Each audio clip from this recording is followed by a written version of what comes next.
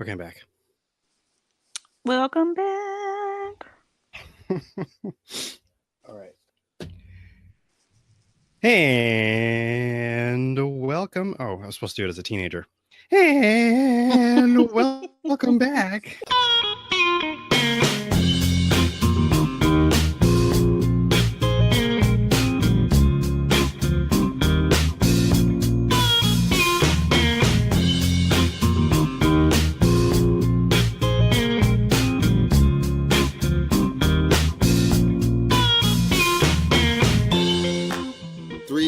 FX presents the Indie Podcast with your host, T. Sterling Watson.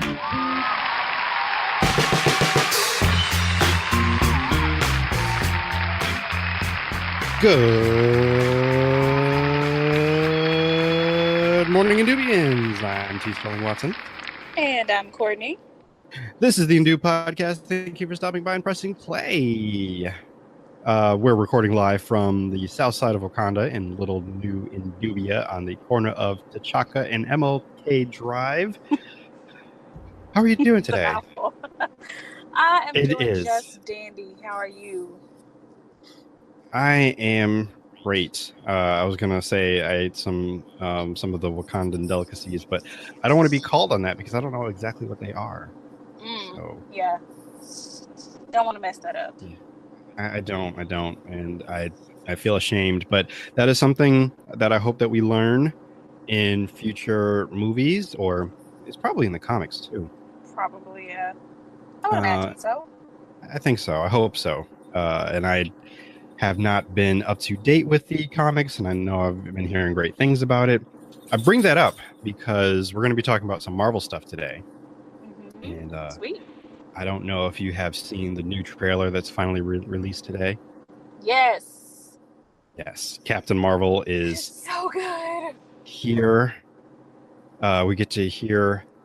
Oh man, I forgot how I should have wrote down how it was phrased. I think what makes her a hero. Oh my god, I loved how that was. Yes. Oh my god, it was beautiful. Oh, so good. Chills. So good. I can't wait to watch it again. I only watched it the one time, so I'm sure I missed stuff. So I need to go watch it again. I was just like grinning and like squealing, you know, and I watched it in a public place, so I had to plug in my headphones so I could really hear it. And so now I've gotten over like the initial viewing, so now I need to go back and watch it again so I can analyze the crap out of it. Right, exactly. And I will say this is a shout out to Clarkeisha Kent, because as she does brilliantly each and every time, like a new trailer comes out, she will give you the breakdown like of each scene, and even attach maybe her own reaction to said scene, and then just the way that she has with words. Oh my god, she is hilarious. So do find her thread about the trailer breakdown and just her reaction to it. It's great. I think it's like I almost want to say 80 tweets, but it's not that many. If it was, I would still recommend it. Yeah, I'm gonna go find it. I can't wait. Yeah, I'm gonna try to make a note to try to remember to put it in the show notes. But yeah, it's not a promise. But yeah, it was a great trailer, and I mean, at least you had headphones. For whatever reason, my smartwatch is linked to, well, it's not for whatever reason, but like the audio runs through my smartwatch, and I have to kind of hold my wrist up to my ear, so I look all kind of weird, like I'm not really resting my head on my arm or anything. Because I'm not like on the table. It's weird, but because I couldn't switch it over just to play it straight from the phone, and I almost didn't really care who was around me, because I'm like, look, do you understand what's happening? Like this, we've been waiting for this. It's Captain Marvel. Yeah. Exactly. And the marketing team is brilliant, because I didn't realize this either until other people were making these connections, but it's also the Air Force's 71st anniversary today. Nice. So, and since Carol Danvers is part of the Air Force, so they just kind of tie that in together. That's amazing. I didn't know that. Well, I mean, I knew she was in the Air Force, but I didn't know. Yeah, I didn't know it was their.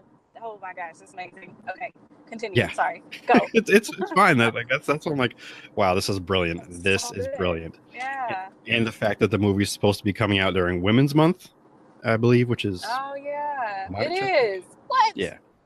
Man. Yeah. So they know what they're doing. Like the same thing with Black Panther. They released that in February because they knew. They knew. They knew. So yeah, you can so amazing.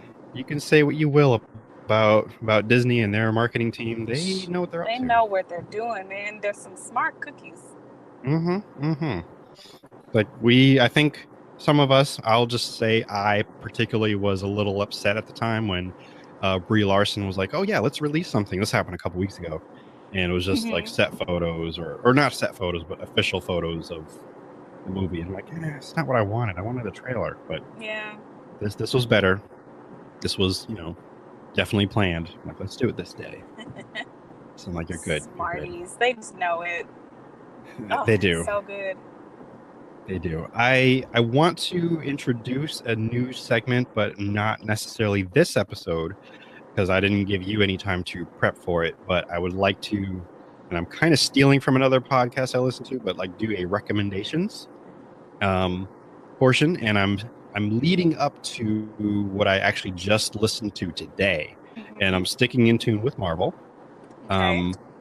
Marvel has released for free their Wolverine podcast, which is a scripted podcast, a story of Wolverine, and I think we're actually following like 2 FBI agents who may be tracking or hunting him. And, so you say for free? Is it normally a subscription-based thing? Normally, yes. Like it would be, you have to go to like Stitcher Premium. Gotcha. You can listen to the whole series. I don't know how many episodes they are, but they are making it free, so you can listen to an episode a week. And episode 3, I don't actually know what day they come out, but this week should be episode 3. I've already listened to the first 2 episodes. And Kortney, let me tell you this.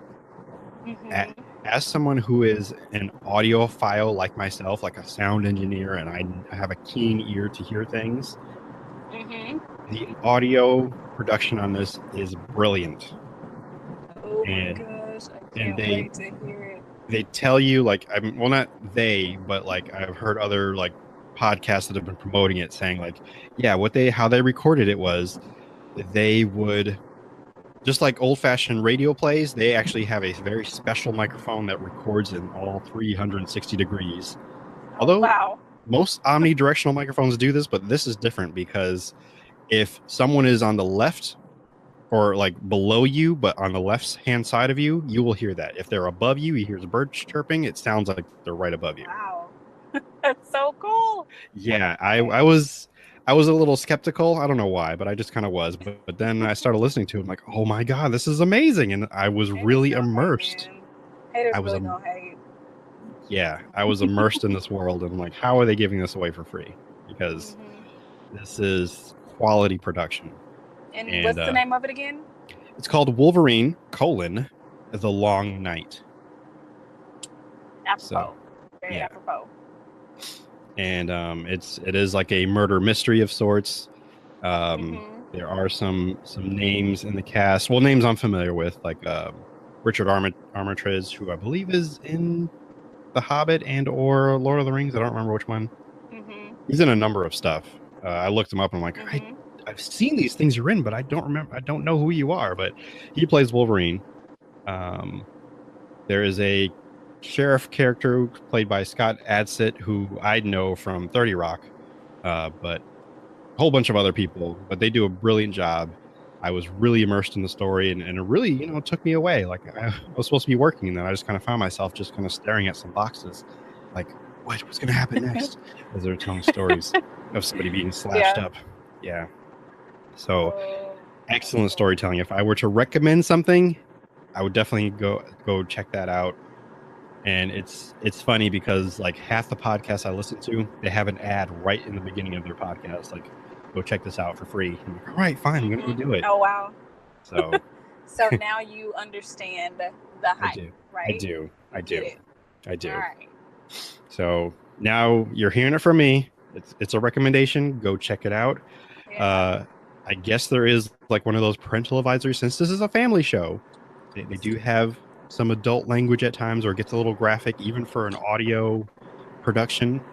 Yeah. There are some descriptors of of things being sliced up Sure. as Wolverine should do. As one does. Right, Your right. Wolverine. Yes. Yeah. It's almost like if you were listening to Logan, the movie that came out. Ooh, okay. And how I'm here graphic for about it. that. Yeah, it's good. It's good. Here for it. So that happened today, and we're recording this, breaking the wall again, recording this on a Tuesday. Last night was the Emmys. That happened. I know you're not big into awards, so I'm just going to do the highlights. Okay. And a highlight, I'm not even sure if it's more of maybe a low light or something that I was very cynical and snarky about, because they loved to promote diversity. Like, this is the most diverse like nominees or show that we've had, and there were only, out of how many categories, I don't know, let's say like 20, only 2 black people won, 2 black women. Yeah, so sounds about right. Sounds diverse to me. yeah, and it just got terrible because there's all these scripted things where people kept coming up saying, yeah, this is the most diverse that we've ever been, and then And two. yeah, and now the best director goes to a white person. So yeah, it was great. But hey, shout out to Regina King, who is still the queen. Like, she was so surprised. I believe it. I think everybody was a little surprised. Yeah, I think because that was the first black person that won. Like, oh my god! And plus, she's amazing, so she should win all the things. And tell me what she won. She won for, I believe, best guest appearance on a drama. Okay. For 7 seconds, which I believe she also produced. I did not watch it.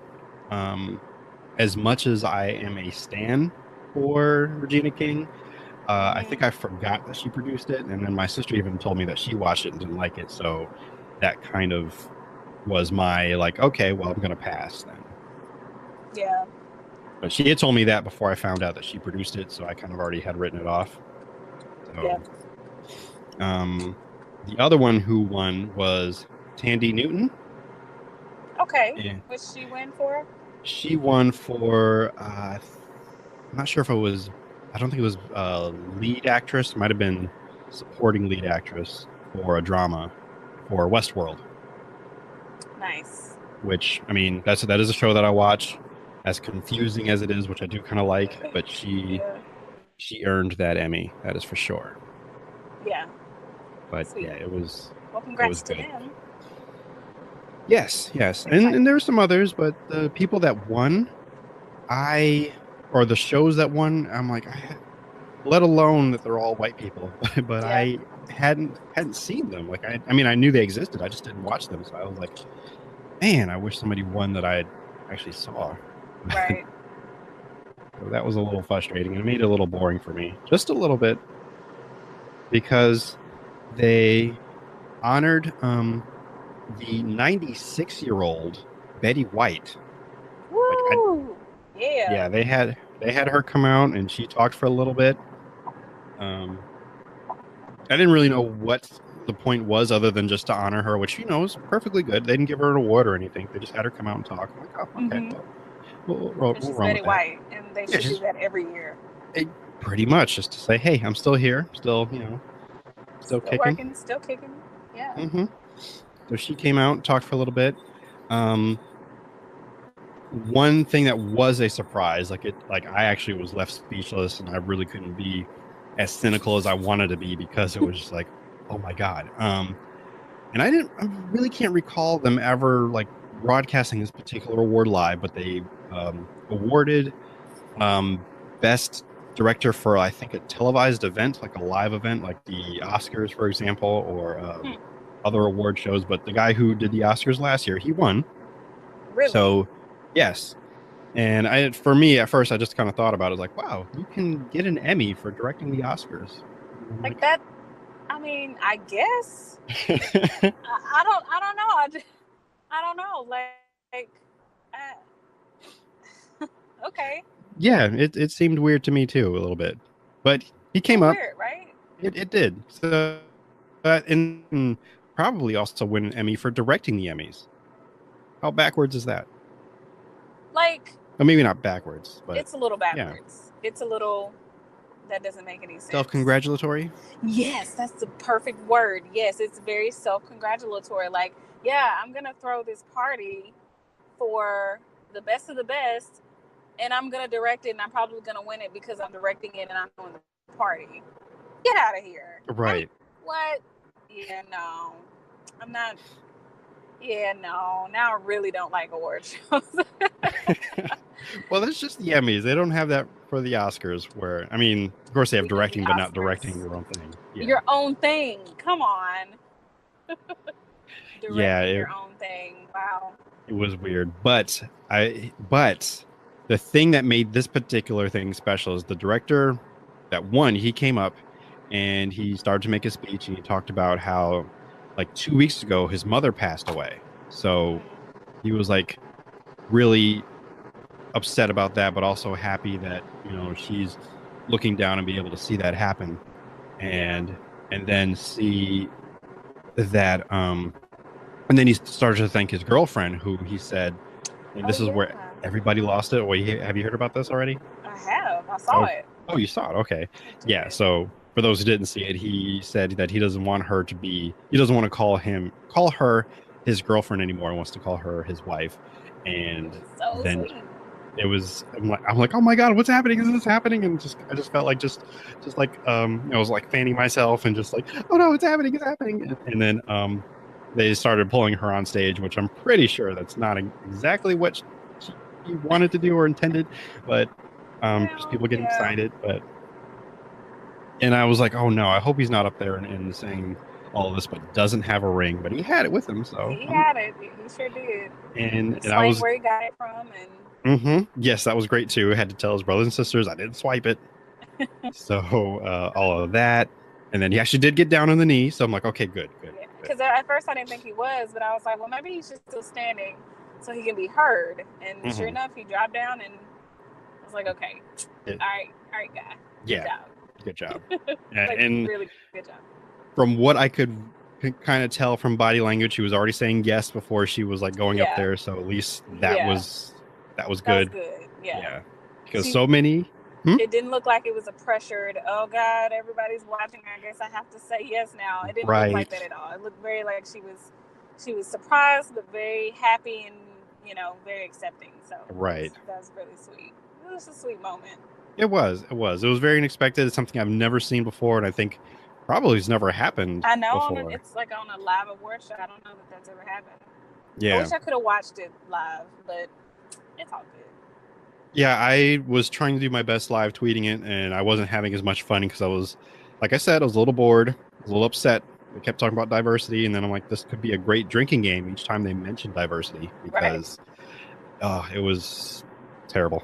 The hosts were Michael Che and Colin Jost, most known for being co-head writers on SNL and doing Weekend Update, which I like. And I every time SNL is brought up, there's always a crowd of people that like to say, like, this is why I don't watch it anymore, or this is why I don't watch SNLs, because they're just not funny. And I think I've gone on this rant before, at least on Twitter, saying that it's different. Like, every episode is different, every season is different, and after reading the history about it, so much changes. Where they start to gel, and actually there are full episodes or even full seasons that are actually pretty decent. So there are people that are wishing for the glory days, and even the glory days weren't all that glorious. Right. For SNL. Right. I mean, just like every show, it's going to have its ebbs and it's going to change as the people change and as they grow. And I would hope you want that, you know? Mm-hmm. Hope you want the show to change for the better and not just stay stagnant, because then what have you got? You've got the same show every week, and that's I think that goes against the very essence of what SNL actually is. So you're right, you're right, and it does evolve with the generations that are either watching it or producing it. So I did watch. Actually, I own the first season from 1976. and they're Wow. yeah, there's a lot of it. I'm like, I don't get it. But then there's people like, oh no, this is when they were funniest. I'm like, yeah, I mean, and it's all subjective. Comedy is very subjective. So exactly. well, I think anything that you like any. That's why I think award shows are like, okay, whatever, because it's subjective. You know, there's no what are they looking for in terms of who and what format or whatever gets the award. I just, Yeah, but everyone's best isn't the best, like your best. Exactly. So, whatever to award shows, I'm glad they exist or whatever. Mm-hmm. But, with SNL and shows like that or comedy or whatever, it's very subjective. So. Mm-hmm. And you can't deny the institution that SNL is, because so many greats have come from it or still coming from it. Yes. And it's like the top thing that some comics, not all of them, but some of them aim for, because like, oh, once you get on SNL, you made it. Right. Or you can, basically, because you have to still go through that system. Yeah, so many people have lost their careers because of SNL. Right. Or furthered their careers because of it. Like I said, it's an institution. It's a well-established institution. Right.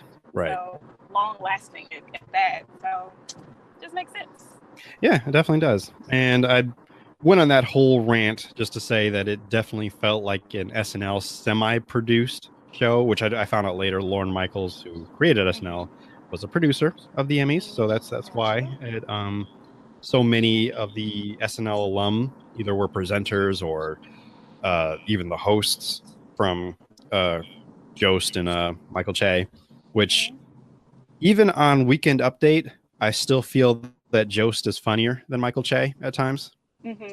And that was also proven last night, because he did have some great like one-liners, even in regards to the marriage proposal that happened.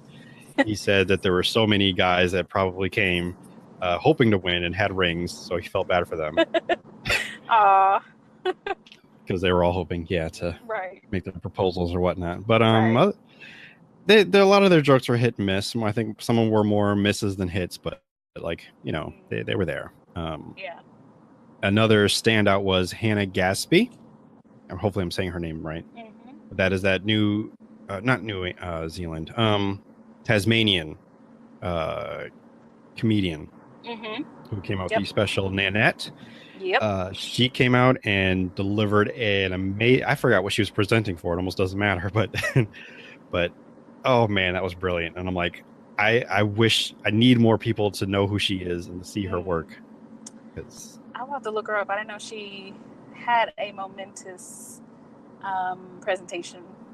Yes, she did. I believe it was almost like a minute and a half, and she was supposed to be up there, and she seemed all like nervous and out of place, and that's even what she said. And then I read a tweet today saying like she's like the patron saint of introverts, and I'm like, oh yeah, that describes it perfectly. Yes. And of course, there are people that want her to host like next year, so I doubt that'll happen, but it almost doesn't seem like it's up her alley. But I don't know. I've only seen very little of her. I'm aware of the special on Netflix, and I still want to check that out. But from what I understand of the content of the Netflix special, and then what I've just learned about her, I don't know. Maybe. Well, yeah, I don't think I told you on the show, but I remember telling you like on the phone, like it's definitely a recommendation. I already gave my recommendation for this episode, but that one is also a recommendation as well. Right. Gotcha. So my last bit of Emmy news rolls into our Black History fact. Black History facts. Which is John Legend is now an EGOT. Woo-hoo! And I am keeping my. I was excited when I found out, because he actually got his Emmy last week. They had the creative Emmys, which I don't believe they televise. So no, I don't think so. Yeah, he got his for producing Jesus Christ Superstar, which we did talk about on this podcast a couple episodes ago. And he was nominated for lead actor, which he did not get. I forgot who won that particular one. I think it was for like a special limited series or something. I don't remember what it was, but he didn't win. But that's okay, because he still got his Emmy. He still got his EGOT. Yep. And I'm excited for him. Yes. Good. I mean, that's amazing. Good things. Good things. Yes. He is the youngest African to be the recipient of an EGOT, or be an EGOT rather. Right. Huge honor. And again, for those that don't know, EGOT stands for Emmy, Grammy, Oscar, Tony. And I forgot to look up what he won the Tony for, because I do not remember. But the Emmy, like I just said, he got for Jesus Christ Superstar producing. The Grammy, well, he is a singer-songwriter, a marvelous singer-songwriter at that. One of my favorites. An Oscar for the song for Selma, which, oh my God, I'm blanking what the name of that song is. And is it Glory? Glory? Yes. No? Glory? I believe it is Glory. Something like that. I think it is. Sounds right. It does. Because I was going to say a celebration, but I know that's not it. So the next EGOT winner that we're waiting for, or next person to be an EGOT, who should have been an EGOT already. I don't know who I'm a hemming. Yes, I do. It's I think the people who wrote music for Frozen. Yeah, the man. But Lin-Manuel Miranda, he should have been an EGOT winner already. Agreed. Because they stole that from him from Moana. They did. Whatever. Moving on. I'm still not happy about it. Life ain't fair, man. It really ain't. It is not. And yeah, I'm still just going to be harping on that until he does get his due, which I'm sure that he will. I don't think it'll for Mary Poppins, which I did see the trailer for. As excited as other people are, it is for me a musical that still stands up, holds up. I like it. But I am looking forward to the new one. Are you looking forward to it? I mean, I don't know. I don't have a dog in that fight. I'm not a huge Mary Poppins fan as it is. So I'm excited for him and his involvement in it, but that's about it. I understand. I do understand that. And the page for his wins is being very slow, so I can't quite. I'm talking about John Legend again. Sorry. Just trying to get to his Oh, there it is. Finally listed for his Tony win. Although we also need to make sure that what the song is for. And let's see. Jitney. Oh, he was a producer for a play called Jitney. Okay. So that's what he won his Tony for. I don't know if I've ever heard of that. Have you? I haven't. And now just to verify what the song is, which I'm pretty sure is Glory. So I think you got it. I just need to. Yes, it's Glory. What do I get? A cookie? Yes. Okay. I don't know how many cookies you might be up to. I think just one because we just started counting. Okay. I'll take that. I'll keep count. It's all good. Cool. So that was that. Now we're going to shift a little bit because as we're still talking about TV, I've been watching a bunch of TV. Some of it, well, yeah, there's been a debate whether or not we still qualify Netflix as TV, but I say it is. It's still a TV show. Who's debating that? It's definitely TV. I'm trying to remember. Again, with all the TV I'm watching, I'm also listening to like just as many podcasts, and that became a debate on somebody's podcast about whether or not we still qualify Netflix or streaming shows as TV, because you don't always watch it on your TV. You could be watching on a computer or your phone. So I don't know. Well, I guess I've always thought that the idea of TV. I mean, it's 2018. your our Lord and Queen Beyonce's 2018. I mean, like, you don't have to, just because you don't watch it on an actual TV doesn't mean it's not TV. I guess I look at it like, if it's a show, it's TV. I do too. Like, if it's a series, If it's a series, if it's episodic in nature, it is TV. Right. The only people that can exclude themselves from being TV is HBO, because it's right there in their slogan. It's not TV, it's HBO. Box office. Yeah. Which okay, I'll give them that. Which Tandy Newton actually called them their whole name, home box office. Like, did she really? Yeah, she did in her thank you speech. And I even had a coworker who, I mean, not even like jokingly, that's just what she called it. I mean, that is their whole name, but it was just so odd to hear them say it. Like, it's like watching. It's like because what is ABC, American Broadcasting Company? It's like calling it American Broadcasting Company. There's a reason that it's abbreviated, so that we don't have to call it its whole government name. Actually, now I need to check just to make sure. I think it is I'm pretty sure it is American Broadcasting Company. That sounds right. It is. Okay. I wanted to check because. Stick with me, kid. I'll lead you places. Well, because that was one of those things as a young tyke. A weird one at that, a nerdy one. I'm like, hey, what does ABC stand for? That's what I sound like as a young type. Voice cracking. What did you sound like again? What does ABC stand for? So, it was that. Did your voice crack too? It did crack. See, I am a voice artist. Are you? Oh my gosh. You have to reach those, like, you have to get those teenage years where it's weird and awkward. Like, I'm a boy. I'm a man. I'm growing up. I got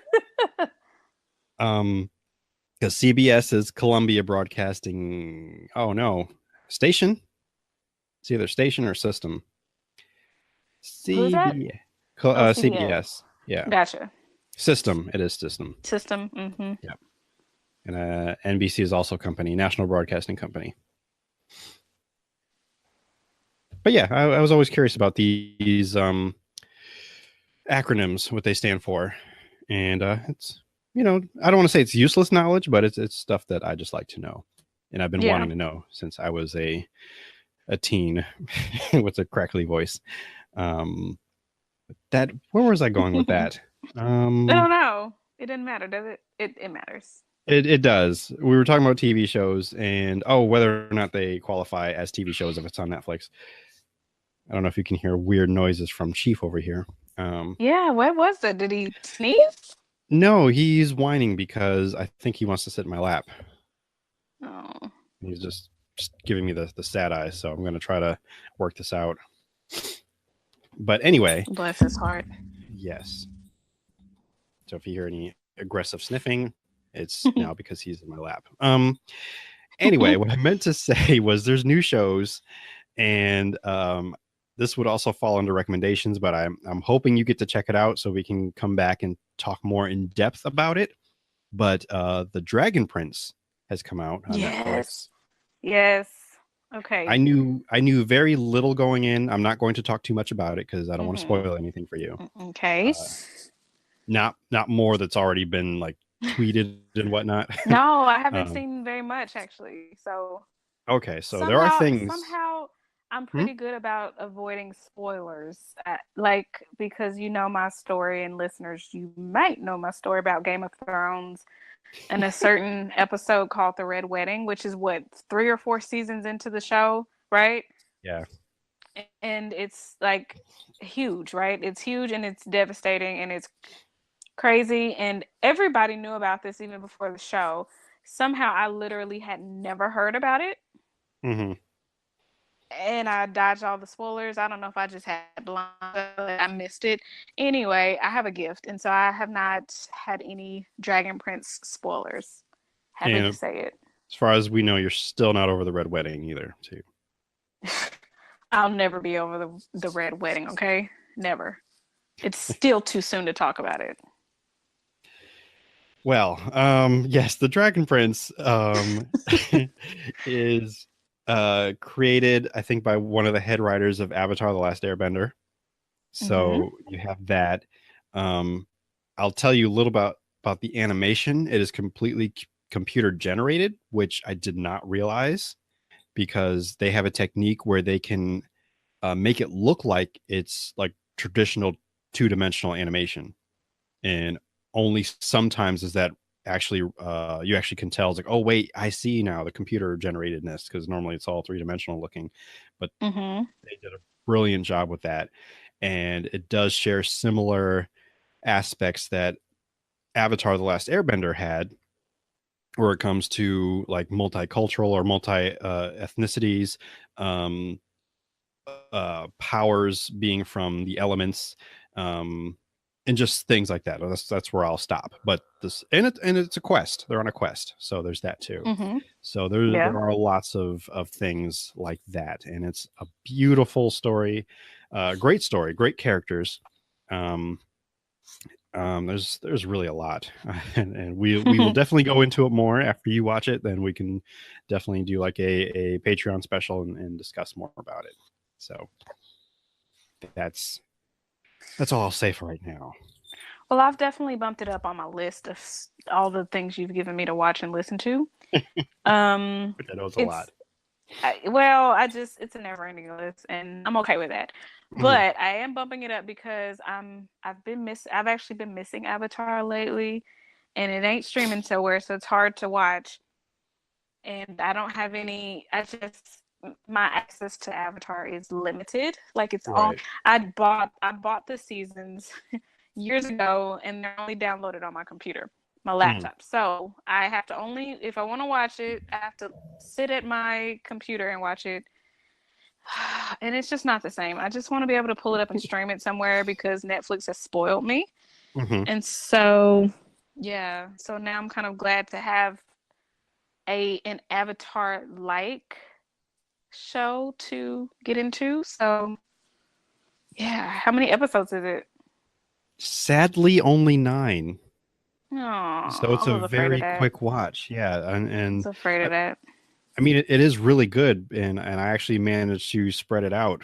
Well, it still took me a day, less than a day to watch it, but like I was able to take like a couple hours break because I had to go to work. But still, it's good. Like, I mean, I will admit the first episode, as most new shows, you have to kind of learn who's who and what's going on, and plot and everything.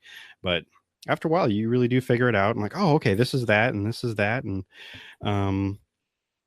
yeah, 9 episodes, and they're of course 30 minutes each, so it is a quick watch. And then you're like, well, I guess I'm gonna have to go watch it again, because I'm enjoying this. I didn't think I was gonna enjoy the world, because there's something about where there's like kings and queens and elves, and it's almost like Lord of the Rings ish, or because it does have a little bit of that vibe. Okay, and I'm with that whole fantasy, because again, that's why I figured you'd really be into this. There's other reasons, but I don't want to tell you why until you see it. So okay. But like the whole fantasy elements, and I'm not always, I like them, but I'm not always there for them. So that's why I'm not I'm not a strong sell for Hobbit fantasy. Oh, I can't believe it. Oh, I hate it. I don't hate it. I watch them. It's just, it's not my top go-to. Like, oh, there's dragons. Yes, bring it to me. Because I was even hesitant too about like, I don't know, but everyone's talking about it. And then once I saw that some of the Avatar people were involved, I'm like, okay, well, let me give this a little look-see. A little bit of a stronger sell for that one. Yeah.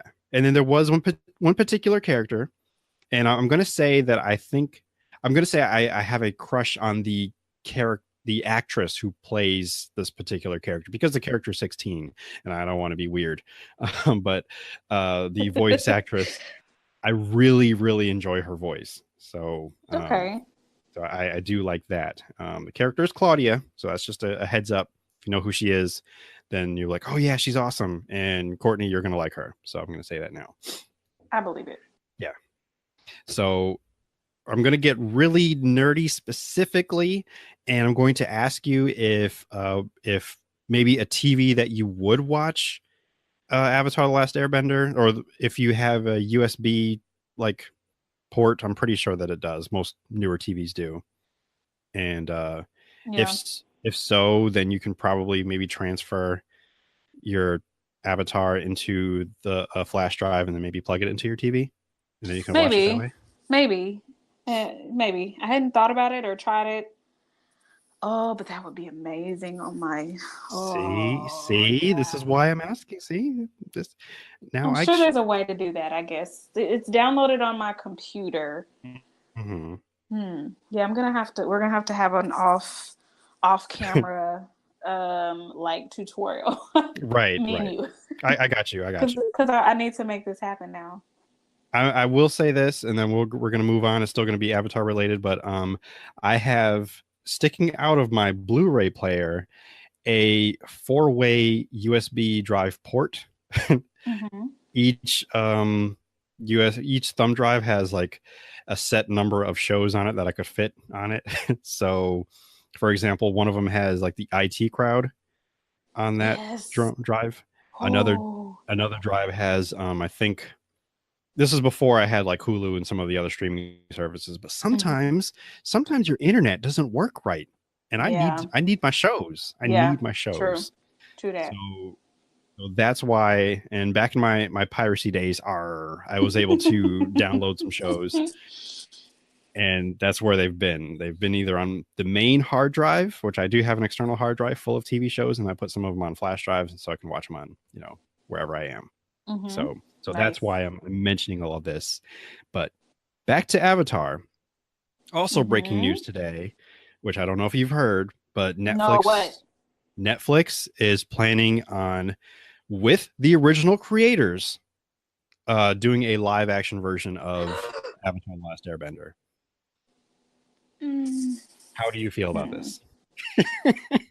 So I thought you were going to say they're going to stream it, and I was like, okay, what day so I can take off of work? Okay. Mm-hmm.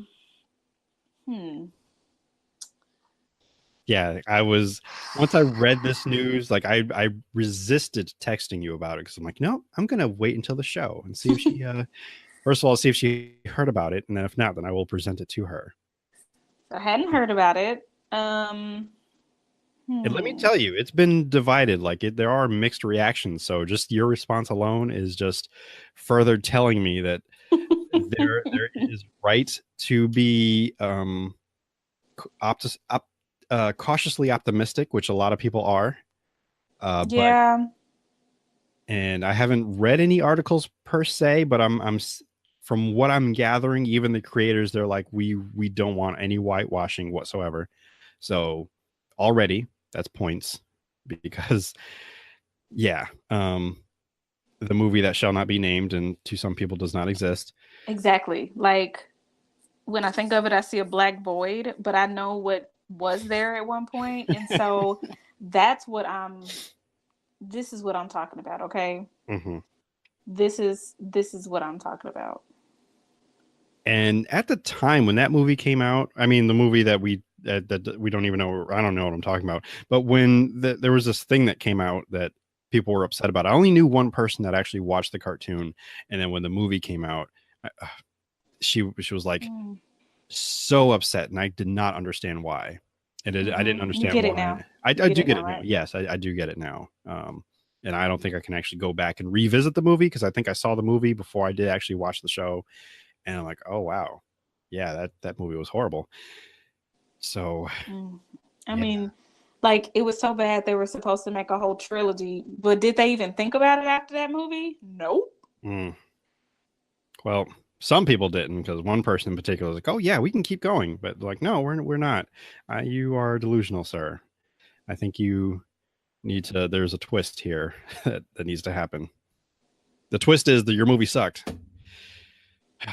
Sorry.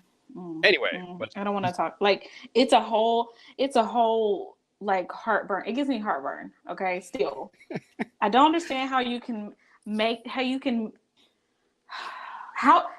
Sterling. When your template is right there. Your template is right there. You had 3 whole series. Okay, seasons. 3 whole seasons of this brilliant show, so perfectly like crafted and The storytelling was beautiful. All the characters were 3-dimensional. You had, how do you and really, mess he was that only up? supposed to deal with the first season, really.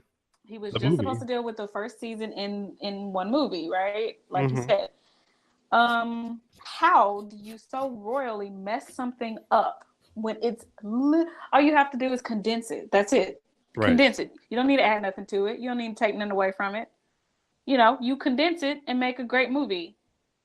But you couldn't even do that. And then the effects were not even that great. Can we talk about how Katara's water bending was just basically a bubble that spilled as much water as it was supposed to contain? How? Sway? How? I don't understand. How many times did you watch it? Enough. Because I wanted to love it. I wanted to give it a chance. I wanted it to be great. And hoping it was going to grow on you, maybe? Like, I was hoping it was going to grow on me because I was like, okay, listen, I love the original so much. It's very possible that I'm being very biased. That's very possible. No, I was not wrong the first time or the second, or I don't know if I made it to a third, but I wasn't wrong. Okay. Yeah, I think I did at least 2 times because there was also podcasts that like to make fun of it. So I was like, okay, I have to watch it for the comical value of it. So that, or just also to make sure that I was correct and like, okay, yeah, this movie is not good for the various reasons that you have already mentioned. And others that after I saw the cartoon, I was like, okay, I get it now. Like, this is not Aang. Like, he is not happy and joyful. He's kind of morose and just sad. But yeah, for several reasons. So I understand why people are maybe a little apprehensive about another live action remake of this. And like, yeah, we still have a bad taste from several years ago. So, but the creators will be involved in this.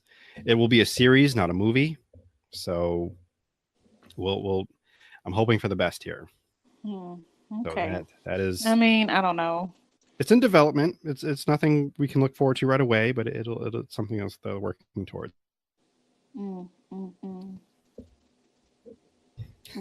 Okay. Well, the only other thing, we'll move away from that because I know that is a tough sub. Touchy. You said toughie.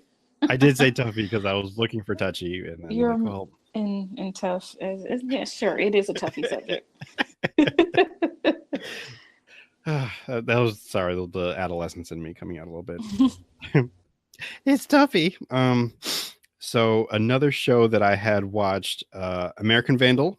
I remember actually telling you about this last episode because true crime, we were talking about that. But American Vandal came out with their second season, and very appropriately, like, this is like all about number 2. I can only like say so much about season 1, and it is a mockumentary of a true crime series, and this season 2 just continues that with the same investigative team, more or less, but they are going to a different school and looking at a different crime of the infamous turd burglar is the criminal they're looking for. Okay. Yeah. All right. The thing that started it all was basically someone tainted the lemonade with some laxatives, and a whole bunch of students, and I think maybe, I'm not sure if a couple teachers were involved. I think it was mostly the students, that they all pretty much just kind of exploded and all over the place. Yeah. Oh, gross. I mean, it is played for laughs, but they like, the show itself takes itself so seriously. That's part of the joke of the whole series, really. And it's really brilliantly done. It is a true like whodunit, just as the first season was. And yeah, they really brought it, and they even had like a bit of a message too, because by the end of it, it's all about kind of bullying. There's talk about like cyber crimes and cyberbullying rather, and it's no, actually there were some cyber crimes as well. So it did have a message underneath some of the the literal crap that was on top of it. So it was really good. I like it. I know it's not for everyone. It definitely isn't for everyone. Not Yeah, I for was gonna say I might have to pass on this one. Yeah, I'm letting our good friend Parisa Fitzhenley know about it. So I don't know if she has checked it out yet, but I did let her know. And I've got a couple other friends I gotta let them know. But again, American Vandal as a series, like I'm hoping they get a season 3. I'm really excited to see where they might go with that. If they do go with the season 3, what they can investigate next. Because it comes off, both of seasons come off as like immature, childish pranks, but they are like seriously like serious. Like if it happened for real, like this is not like a laughing matter, but it's a joke. Everything is made up. So just kind of go with it, and it's a lot of fun. So Okay. well, that's American Vandal, and other than that, I actually took a break from The Wire. I'm in the middle of season 3, and I finally started Iron Fist season 2. I'm only 2 episodes in, and it's not as cool. Like it's okay. actually watching Finn Jones actually fight because before Thought, right?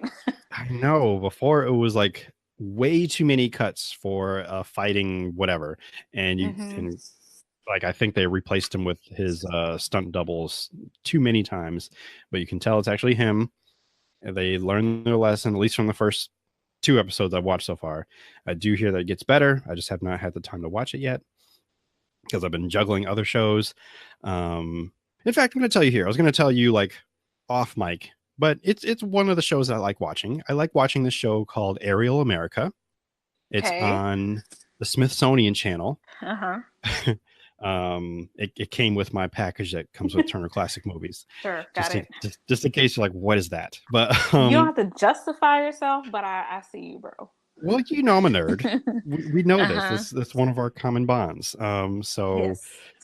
This is a channel that's almost like a living museum in a sense. Like, hey, so you don't have to go to a museum. You can watch these crazy shows. Anyway, Aerial America is basically each episode either features a state or maybe they feature landmarks, but it's just a plane that just flies around the state and then there's a narrator that just tells you all about the things that you're looking at and the historical things and here's the Empire State Building and it was built so forth and so on, and then they'll give you some random trivia about that, and then they go to another city and they talk about that. I say all this because my lovely DVR decided to just revolt against me, and the hardest episode for me to find is the one about Arkansas. And then I finally found it. Of course. I finally found it, and then that's when my DVR decided not to record that day.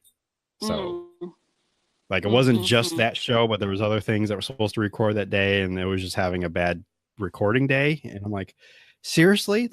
And they keep replaying all these other states. I've seen Pennsylvania so many. I didn't actually watch Pennsylvania, but they have the Pennsylvania episode keep coming on, and then there's another one for Wisconsin. Sadly, they did not look at Sheboygan. I did watch that episode, but they did not talk about Sheboygan, so I'm upset about that. It's like, you tell me I watched all this for nothing. No offense to the rest of the people in Wisconsin. I still love you, but I wanted to see Sheboygan from the air, and they did not show it to me. I was upset. But I'm more upset because it's taking me forever to find this stupid episode for Arkansas. And I've been watching the show for a couple of years now, but I just try to remember because I'm never home when it's actually on.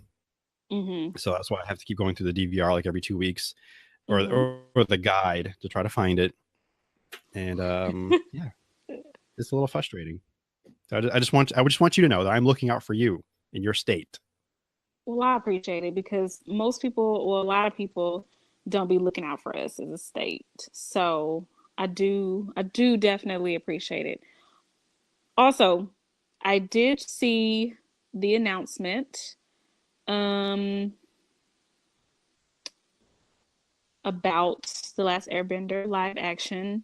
And let me just tell you, you might have seen this, but let me just tell you what the creators, Brian and Michael I can never pronounce their last name. So Brian and Michael, they were quoted as saying, "We can't wait to realize Aang's world as cinematically as we always imagined it to be, and with a culturally appropriate, non-whitewashed cast. If that ain't the slickest and most professional burn / side eye to the movie that shall not be named, I don't know what is." Okay, like he hit him. They hit him on every. I mean, that's beautiful. That is a beautiful burn. Okay, it's just beautiful. It's like burned in the shade of all the shades. Like at the same time. So good. Anyway, I'm glad you pulled that exact quote because I paraphrased it, which did not do it justice. So, well, I didn't know that the creators said it like that. Like it was so. What a cold burn. Yeah, I didn't know the entire quote either. I just knew about that they wanted to, just make sure that they weren't whitewashing anything. Yeah, that's important. Yeah, I mean, especially now. I mean, especially that director that did the movie, him being a person of color himself. Right. That's the most troubling and telling part of that whole debacle. I mean, a person of color who ain't casting people of color when it's a clearly like full of people of color. I think Aang was the only.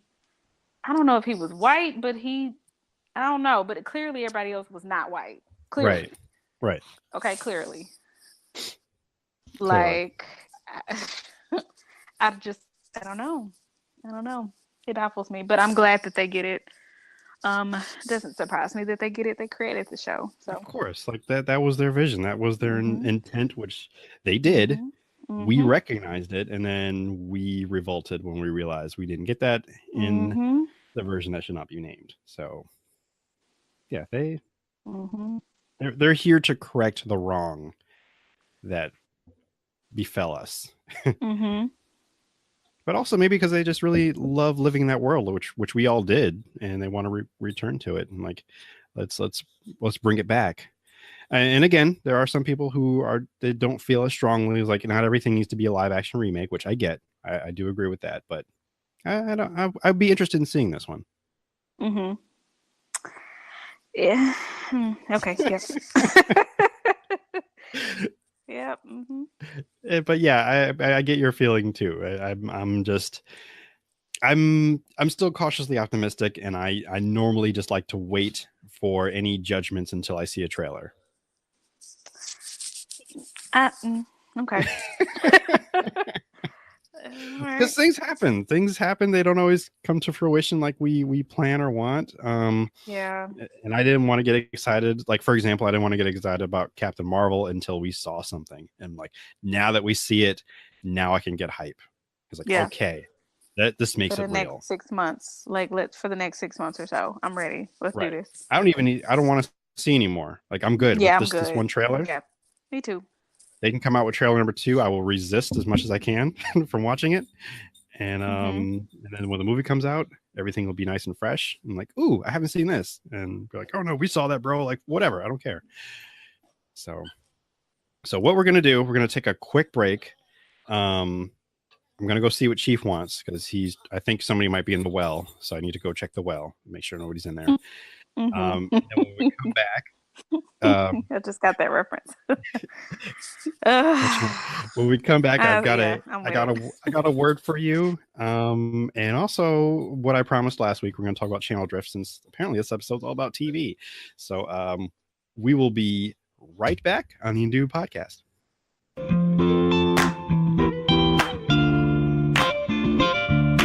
The Indu podcast.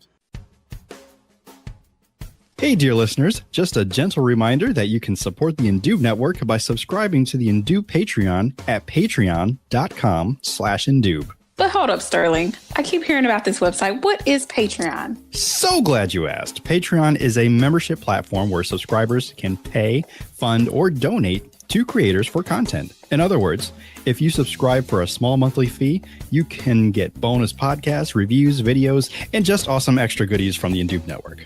So all that extra stuff we couldn't fit in this episode they're listening to right now will be on the Patreon? Exactly, and so much more. Oh, really? Well, where does my money go? Well, podcasts cost money. Microphones, conferencing software, and host websites aren't free. So every little bit that a patron chips in helps produce the content they already love and enjoy. And for your contributions, based on how much you give per month, we'll unlock more perks to be enjoyed that are created specifically for patrons. Okay, that sounds pretty good. So where do I go again? Patreon.com/Indoob. Browse around. Some posts are free. Most are $1, but you're free to do more and you will get more. And we at the Indoob Network will certainly appreciate the help keeping the studio lights on. That's for sure. And thank you to the patrons that are already supporting and enjoying all that extra bonus content. Like that one video where you did that one thing you said you wouldn't, couldn't, and shouldn't do. Oh, I know. And I almost got killed to death trying to do it, but I did it and now it's done. That was hilarious. Good times. Good times.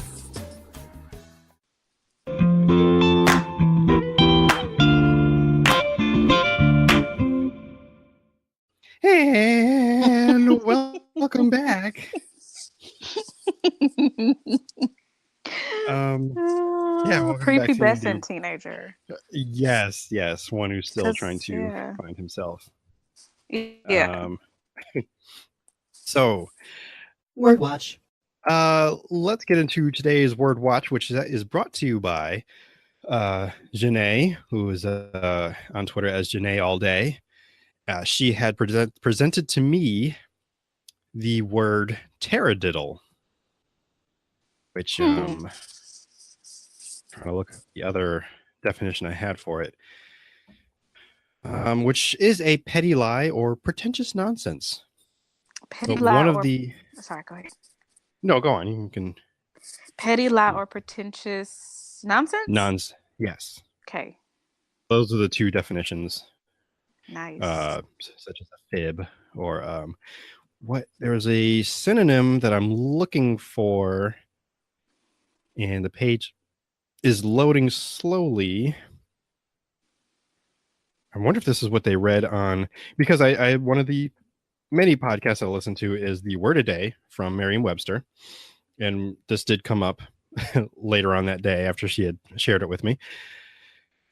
And I think this is what they actually read. The true origin of taradiddle is unknown, but that doesn't mean you won't encounter a lot of boulderdash, which is a synonym, about its history. Some folks try to connect it to the verb diddle, meaning to cheat, but that hasn't been proven, and that may turn out to be poppycock. You may hear some Tommy rot.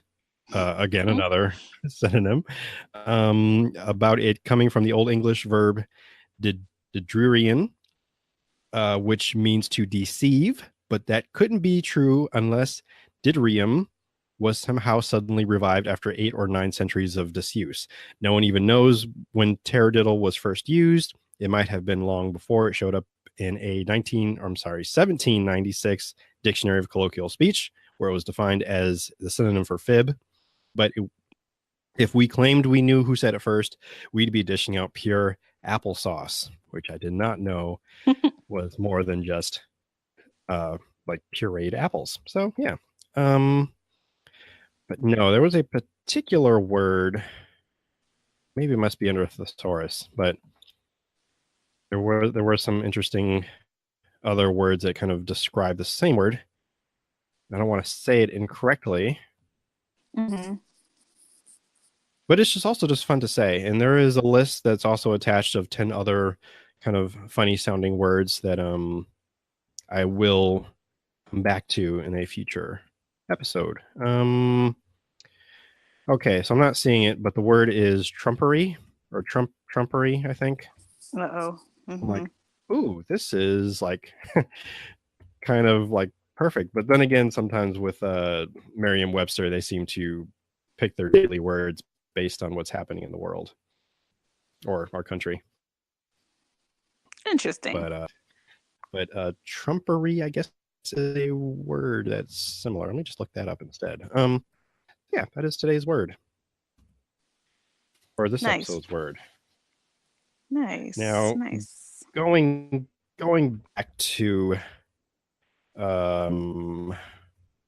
I went to go look up the word, and I guess trumpery is not really a synonym, but it does relate to whoever's in office. Not that we want to get too real in reality, but synonyms for trumpery are bad, bargain basement, bum, cheap, cheesy. Yeah, that's really appropriate. Crappy, inferior, rubbish, rotten. Yeah, that works. Yeah. Yeah, so that's not today's word. The word was taradiddle. So don't go around telling taradiddles because that might come back to get you. You can use it for nonsense, so we're here for that. I like nonsense. But channel drift or network decay, that's something that I wanted to discuss a little bit more since I had talked about it last episode, is the gradual shift of a television network shifting away from its original programming to either target a newer or more profitable audience or to broaden their viewership with their niche programming. And some examples of this, as we have discussed on the show before, is Freeform, which I did look up their whole history. Freeform was once owned by, I think it was Focus on the Family, which is a Christian-based group. And they are the ones that started the Family Channel. And eventually they had, I think, like 25 years to own it or whatever. And I believe it was bought by ABC. So they actually had to keep the name. Was it? No, I think it was Fox first. I think Fox owned it then, and they had to keep the name Family within the title and still keep family themed things on the network. And then eventually ABC bought it, and then they still had to keep the name because it was still 25 years. So they still had to keep Family within the title name. And after that 25 years ended, and maybe was it 2015, then they were able to change it to whatever they wanted and show whatever they wanted. So that's why it's not really a family orientated channel anymore. And that is an example of channel drift. Other examples would be MTV, where they famously known for showing music videos, but no longer for forever now. And TLC, which I meant to look up to see if that actually still, if they redefined what TLC stands for, because it is really no longer the Learning Channel, even though I told that to my brother-in-law. I was like, well, you're still learning stuff. It's just not anything worth learning about, but it's still owned by Discovery, but they definitely did focus on other things. I don't know if you've watched it recently, but yeah, I haven't either, but it's mostly reality and lifestyles. It's not really about learning, because I remember when I first started watching Discovery Channel, it was a alternative to the Discovery Channel, so a lot of educational programming. AMC also has channel drift because they started out showing classic movies similar to Turner Classic Movies, except sometimes their movies were a little newer. I think they actually had commercial breaks, but then they started transitioning into original television, original series. So that's mostly what they show. They still show movies, but they mostly focus on their own shows, such as the breakout hits like Breaking Bad and Mad Men and The Walking Dead, which will probably never end. So that I don't know. I feel that way too. I really think that they should just wrap it up, but they want to go on forever and ever and ever, like The Simpsons. Well, so we need a cure. We gotta. I really feel like there's a cure. Maybe this is one of those shows that it really does go on forever, or the show dies, or they just wrap up the show, but like they don't find a cure. So I don't know. I don't know. I did watch a video. It was actually a YouTube channel that you turned me on to a while ago, of Film Theory, where they had a theory of how the show or the series should end.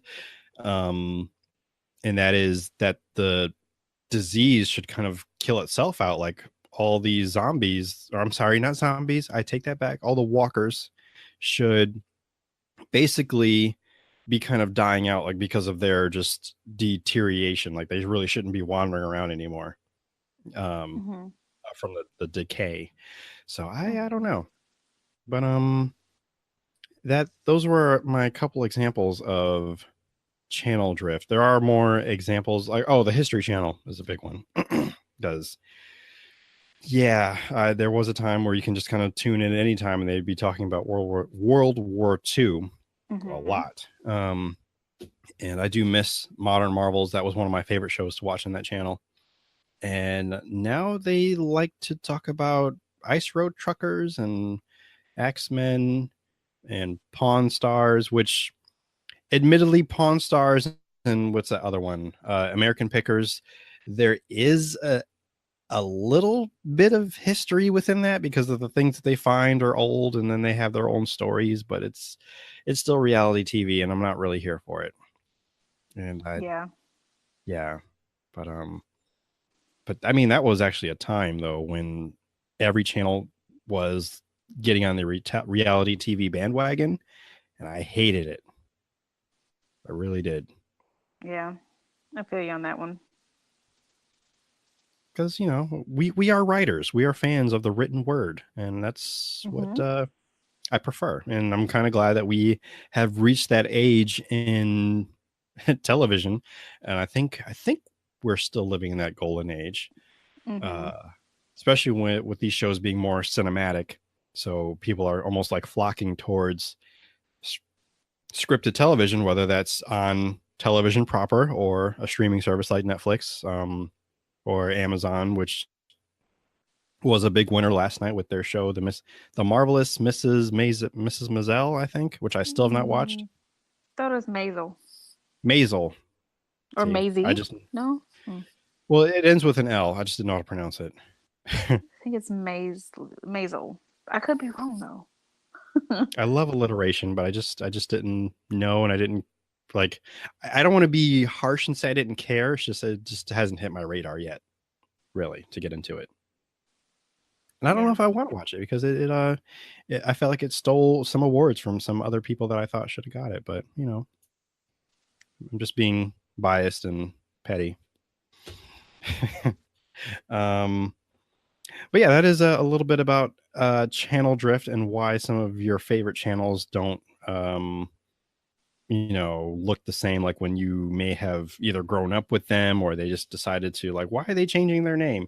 And it's probably because they want a little bit more money or a little more viewership. It sometimes does backfire because I don't know if we talked about it on the show. Or may I talked about it with my family, but the Weather Channel had a little experiment where they decided to play weather themed movies, I think on Friday nights. And people did not like that at all because you come to the Weather Channel for one thing.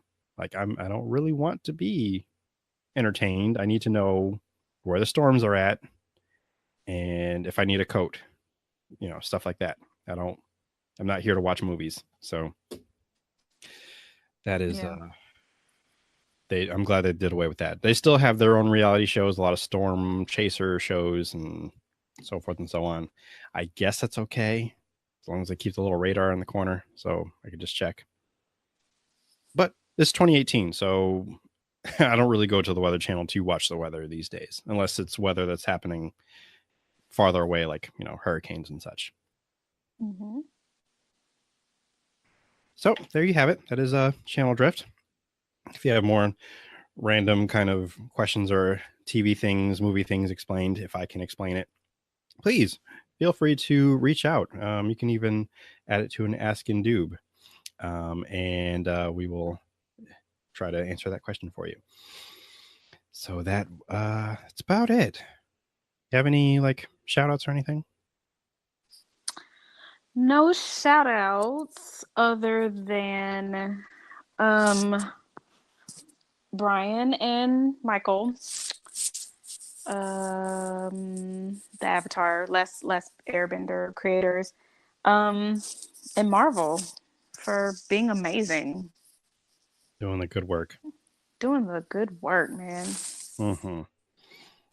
Yes, I agree. And Colin Kaepernick, I'll throw him out there too. Good job on him. Oh yeah, I mean he's been doing that work. He has, and now he's getting that Nike money, which I mean, it's not even that; it's just corporate, just responsibility. So Nike and Ben and Jerry's, you both are doing great work. And yeah, I don't have any shout outs either. Just whoops, sorry. I'm apologizing. I don't even know what I'm apologizing for. That's not what I'm looking for either. Shout out to air fryers. You love your air fryer so much. I really do, and that's what I meant to say with the Patreon. I'm hoping to one day make a video to explain what air fryers are, because there's some people like, how does this work? And then I will include some recipes. But anyway, follow me on all things Indoob at Indoob, and go to indoob.com to find the Patreon, which I just talked about briefly, for more perks. Find my public store to get the t-shirts, hoodie, mugs, and more. Please rate, comment, and share the pod on Apple Podcast, Stitcher, Google Play, Spotify, and Podbean. Thank you so much for supporting, listening, stopping by, and pressing play. Quick reminder, October 5th, 8 p.m. Eastern Standard Time is the live podcast episode. Please put it in your calendar so you can either stop by or watch and hang out with us there. Tell someone you value that you value them, and live for the folks you love. I've been your benevolent host, T. Sterling Watson. And remember, if the world didn't suck, we'd all fall off.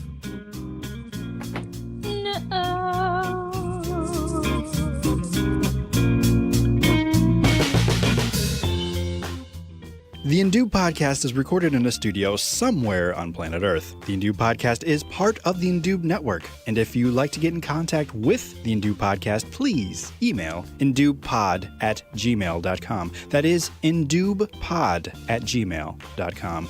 You can find the Indoob Podcast on Apple Podcast, Stitcher, Google Play, and of course Podbean, or wherever podcasts may be procured. If you'd like to find out more information, please visit indoob.com, where you can find our store, the blog, and of course our Patreon, if you'd like to support and donate and find more perks and fun things to listen to and watch. For Chief, DJ Joe Daddy, Bilford, this is T. Sterling Watson signing off. Thank you so much for listening. Use your words, Chief. Good boy. This has been another 3SFX production.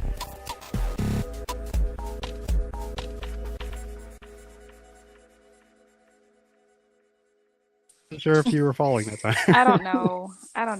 I was trying something new, and then like mid-try, I was like, wait, I don't like this, and tried to go back to the old, and it was just, So quickly. Mm-hmm. Right. Like, yeah. I had to try it, though. You got to try it at least once. Success. You made it. Yeah.